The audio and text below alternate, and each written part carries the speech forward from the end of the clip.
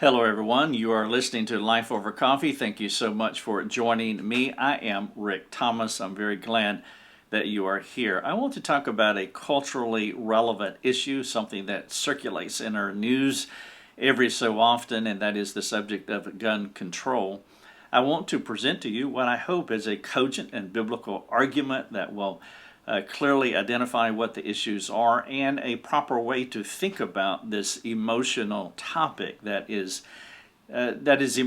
discussed so often in our culture, especially on social media platforms. It is important, in my view, that we do be culturally relevant. We are to be salt and light in our world, and so knowing how to think about things is vital. I do not have the final word on this subject, but I do trust that these words will be able to help you. I have an article here I want to share with you, and of course, with all of our resources, you are welcome to read, you can watch, or you can listen. And so you can go to this article. The title of it is A Reasonable Response to the Gun Control Debate, and you will find embedded in the article a podcast as well as a video. By the way, for those of you who do watch our videos on our Rumble or YouTube channels, if you would subscribe, you can do that easily. Just subscribe to our channels, and that way you will know each time that there is a video drop and you can watch from there. And then also, if you don't mind, if you would share those videos, any of our videos, with anyone that you desire, that would be fantastic. It will help us to grow and to reach more people with the practical message of Christ, and that ultimately is the aim. It is one of the most significant ways that you can partner with our ministry. Obviously, praying for our ministry is huge, and I would appreciate both of those things if you would pray for us.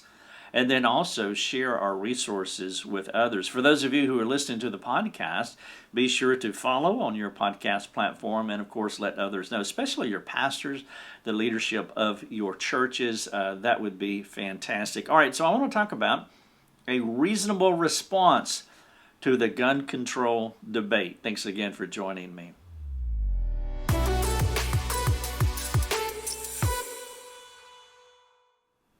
When mass shootings happen, many reasonable people stand on all sides of the gun control debate. Some folks want to limit the number of guns we have and how we use them. Others want to eliminate them altogether. And then there's another side where they want to have more freedom regarding firearms. The debate is ongoing, but it always intensifies whenever there is a murder. These shootings rip out our hearts as we try to comprehend what happened. And it doesn't matter how many times you hear of it or how much violence you watch on television. When you hear a story about people killing people, the sadness overwhelms you. The initial response is to mourn. You mourn. We grieve for the victims of the crime. We grieve for the families and friends of those who lost loved ones. We weep for a twisted individual who exchanged the truth of God for a lie. We struggle because the noisemakers do not talk about God's solutions, and that is always a tension. That is always a tension in us. He is the only one who can reverse the curse of the evil one who scored another victory with another shooting. When a murder happens, every channel's news is a steady stream from every possible storyline, which is the perfect opportunity for the cultural evangelists to move the discussion into their corner. And why not? I get it. I understand. I mean, it's a senseless tragedy that provides the pundits the platform to preach their gospel, and like any good cultural evangelist, they want to seize the moment. They're looking for converts. And full disclosure here, I am doing the same thing. When I write, when I produce a podcast, build out a video, my hope is to grip you and to take you where I want you to go. Now, my aim is to show you Christ. I want to reveal to you my biases, my agenda. The purpose of all the content that we create with this ministry is to spread the fame of Christ. That's why I ask you, I appeal to you to share our videos, share our podcast, our article content. Let other people know. We want people to hear the practical message of Christ. How does the Bible apply in a relevant, functional way that is transformative, that brings glory to God, personal benefit to each individual, as well as all of our relationships? That is the aim. That is why I do what I do. The cultural evangelist plan is similar, though with different objectives and outcomes. It's not what I have just described to you. The Bible is not their presupposition or their hermeneutic. They begin with a heart-wrenching story and then launch into their politicized agenda. Gun control is just one of those agendas, and every mass shooting presents the platform for them to pontificate. What strikes me about the gun control argument is how the storyline always moves from human responsibility to the fault of the gun. And I'm not presenting my argument here in a black and white way. As I get to the end of this, and I hope that you'll hang with me, but as I get to the end, I will talk about how I agree in part with these pundits.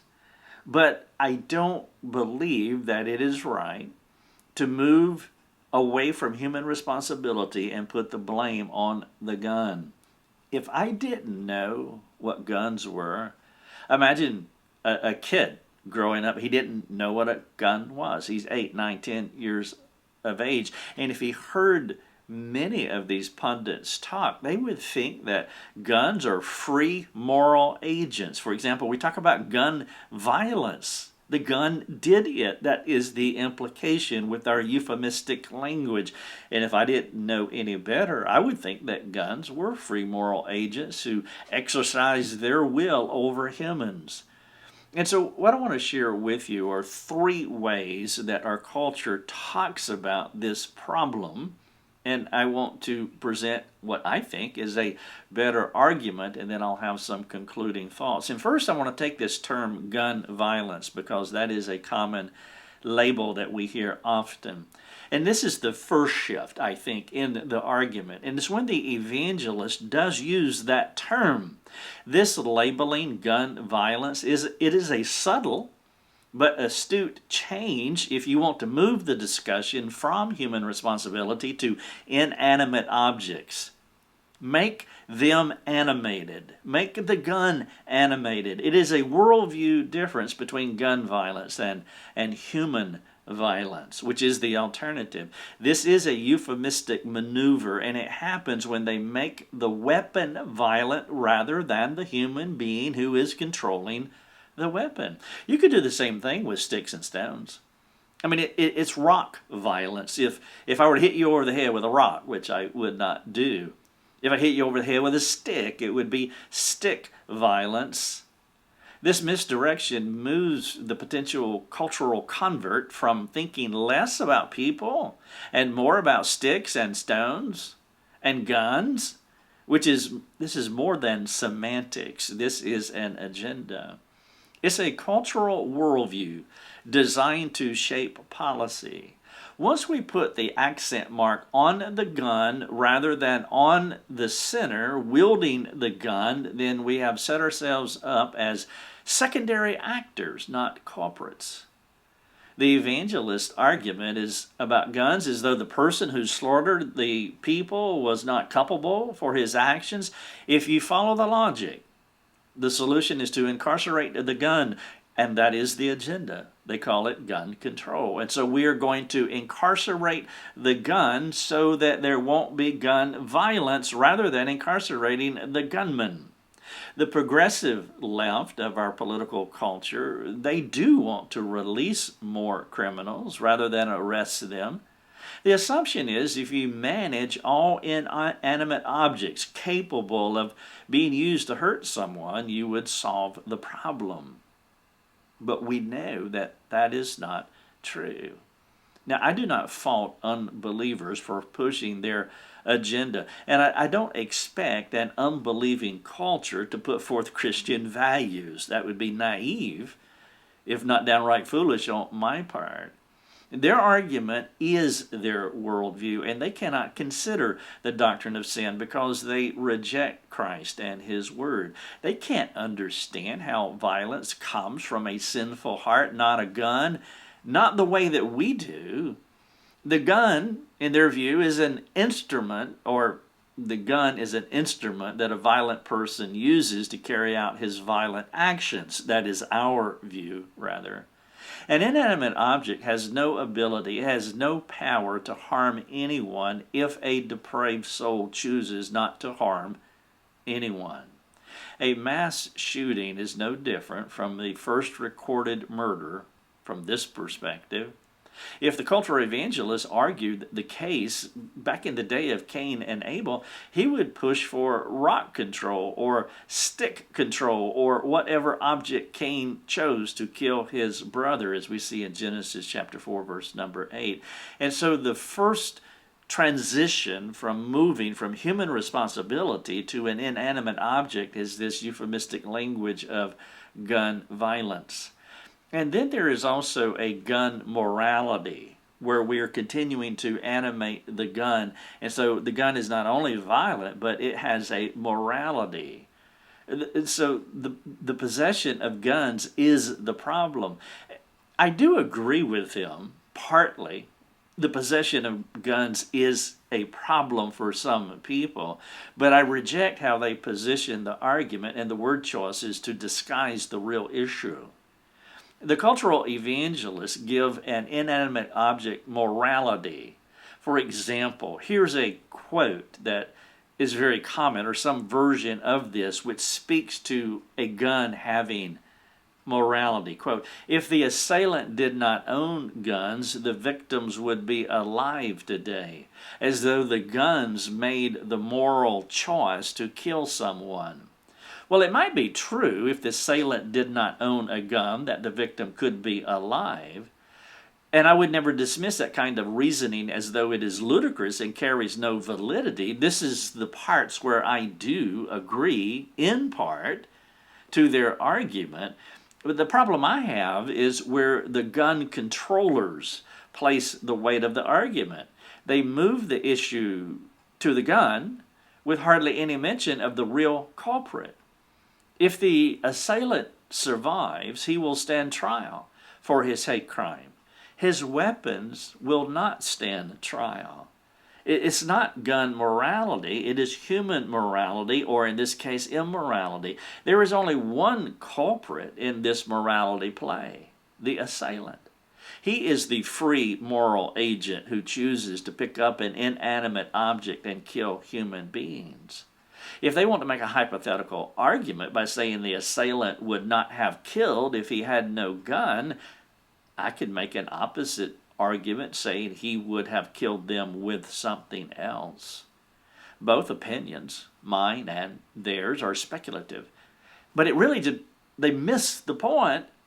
This is more of a moral problem than a gun issue. When our children use an object to hurt one of their siblings, as they might or might not have done when they were much smaller, the thrust of my response to them is not about the thing that they used. That's not the main focus. I'm addressing their little hearts, their sinful hearts, the heart of the person who made a moral decision to hurt a sibling. If God changes our child's heart, then the objects around our home will not be a problem.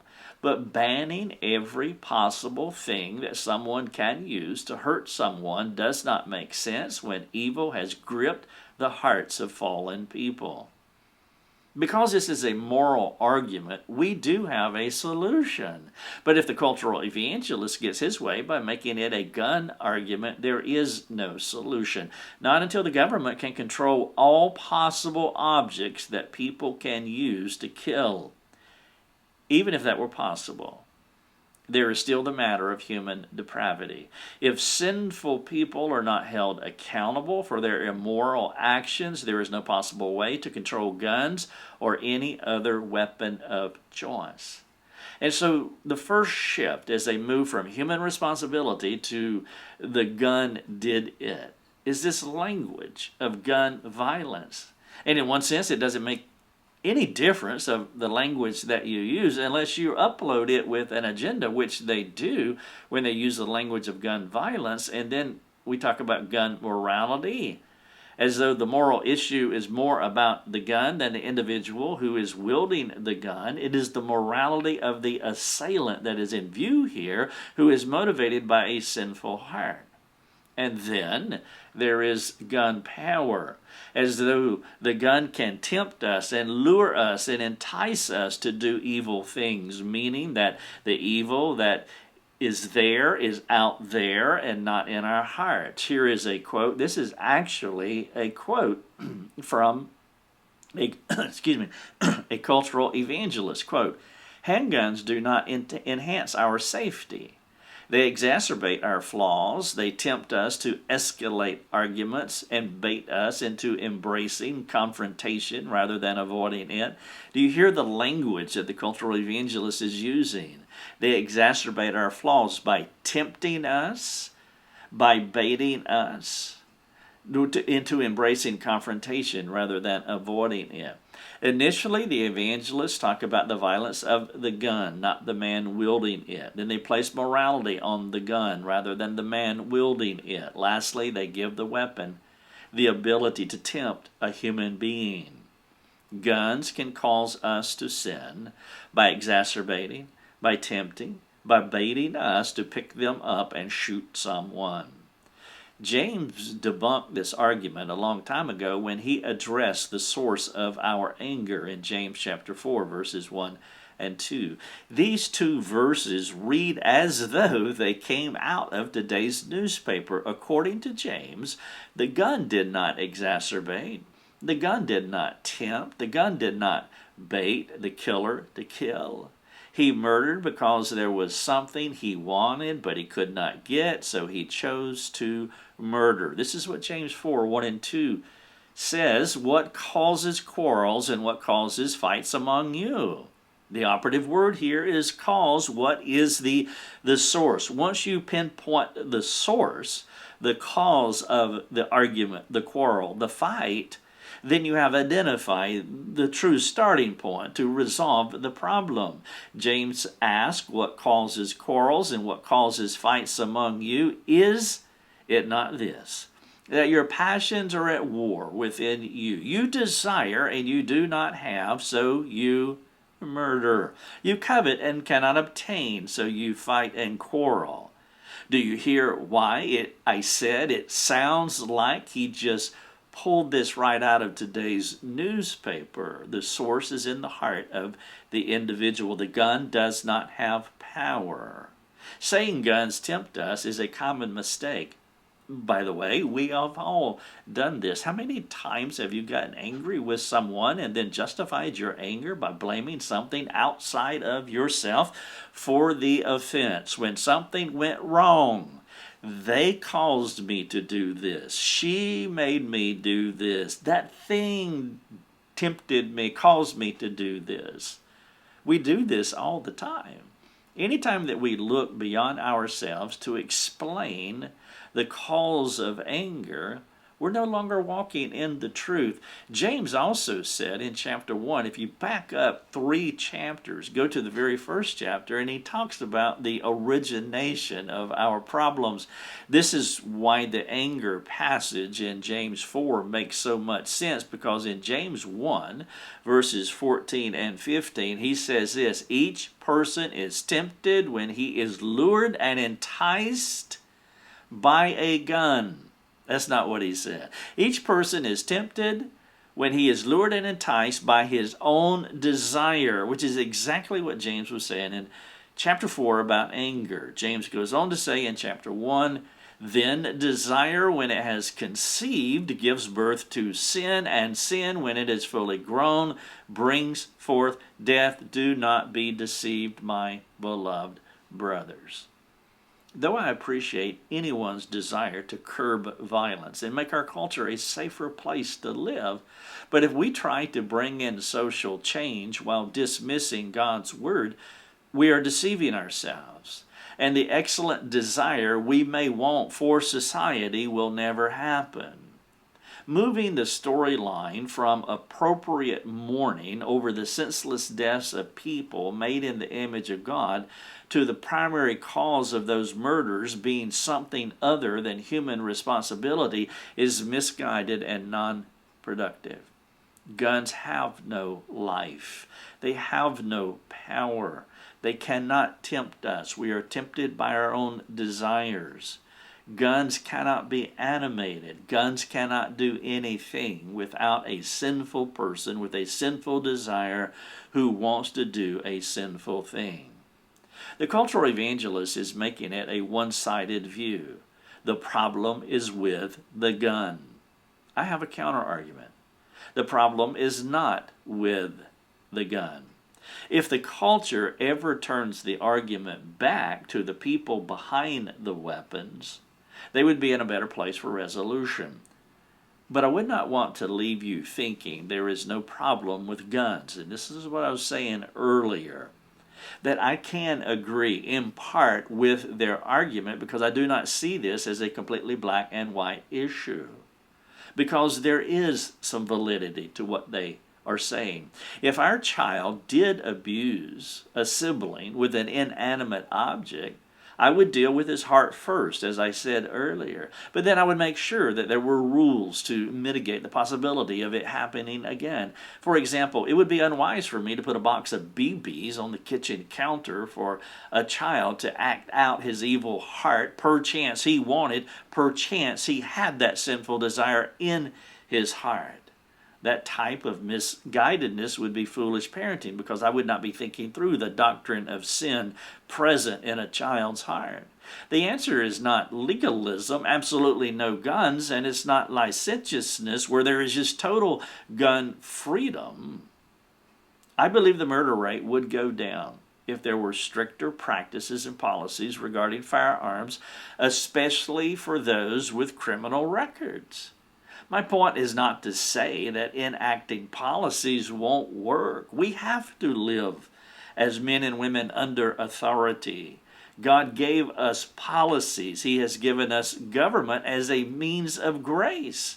We even see policies enacted in Matthew 19:8 because of our hard hearts, Jesus said. Policies can work to a degree. But the real issue will always be human responsibility. It's about the accent mark. If you put the accent mark on gun control, as though they are the animated objects that has the power that is seducing us, and they are the cause of all the murders that are happening, then, well, we have lost the thread. But if we put the accent mark on human responsibility and begin our talking, our conversation from that point of departure, well, then we can have a productive dialogue regarding the main problem, rather than shifting the discussion to lesser or specious arguments. It would be more effective if our cultural evangelists wrote about moral issues, like parenting, for example.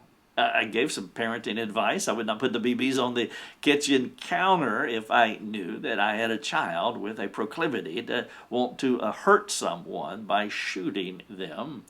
Maybe the cultural evangelist could talk about fatherless homes or firearm responsibility.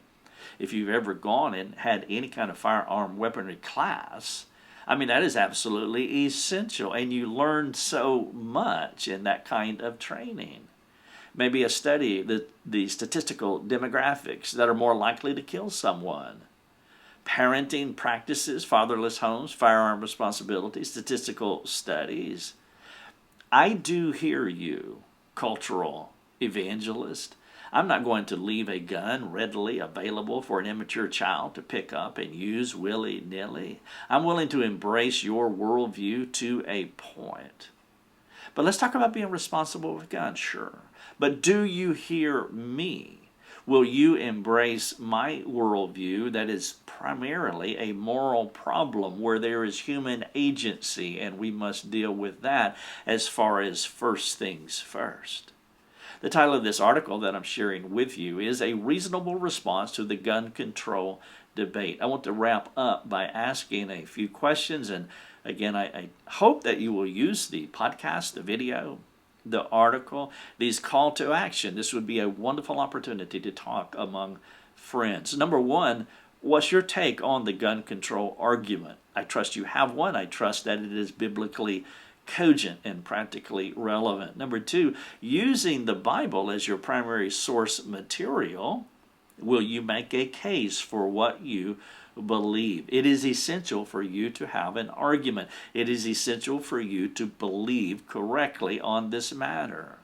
Number three, are you aware of the gun violence statistics?